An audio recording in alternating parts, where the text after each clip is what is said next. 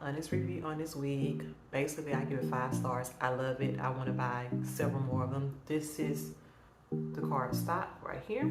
Comes in many different colors. I have the number 2, which matches my hair perfectly.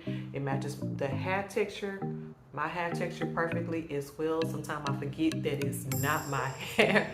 I got many compliments on it as well. So I would recommend going out and buying it. It was very affordable, less than $20. I will link it below.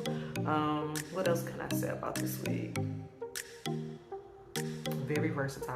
I don't know. I would not comb through it so it does not tangle very well. It does tangle a little bit, but it does not shed a lot, mainly because I do not comb through it. So I just kind of pull it apart and I use like the wig spray if I need to, and that's pretty much it. So I love it and I will be buying more.